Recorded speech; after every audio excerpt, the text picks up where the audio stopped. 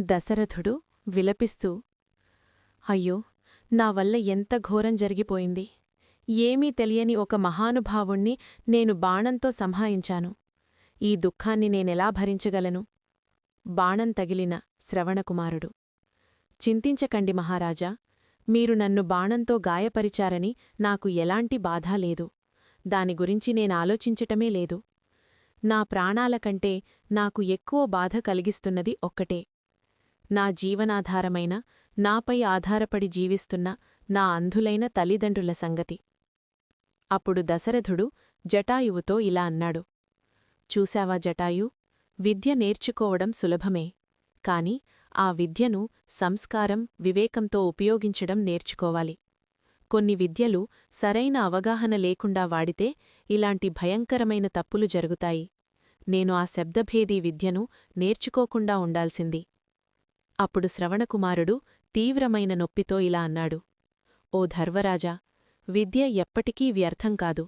వ్యర్థమయ్యేది విద్య కాదు, దాన్ని తప్పుగా ఉపయోగించటమే. ఇతరులకు మేలు చేసేదే నిజమైన విద్య. మీ విద్య ద్వారానే నా ప్రాణాలు పోయాయి అంటే శ్రీహరి నన్ను తనలో ఐక్యం చేసుకోవాలనుకున్నాడేమో. మీ విద్యను మీ పిల్లలకు నేర్పండి. వారిని వివేకంతో ధర్మస్థాపన కోసం ఆ విద్యను ఉపయోగించమని చెప్పండి. నా తల్లిదండ్రులు పుట్టుకతోనే అంధులు, అందుకే నేను వారి సేవలోనే జీవిస్తున్నాను. అమ్మా, నాన్నా, మీ దాహాన్ని తీర్చడానికి వచ్చిన నేను దాన్ని తీర్చలేకపోయాను, నన్ను క్షమించండి అని చెప్పి అతడు తీవ్ర వేదనతో ప్రాణాలు విడిచాడు.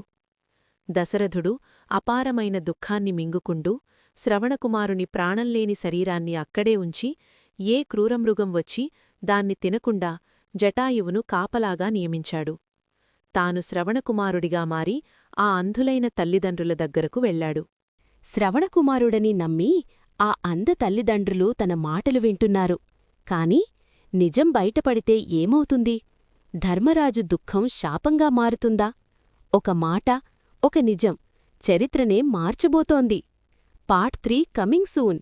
ఫాలో అండ్ సబ్స్క్రైబ్ చేయండి.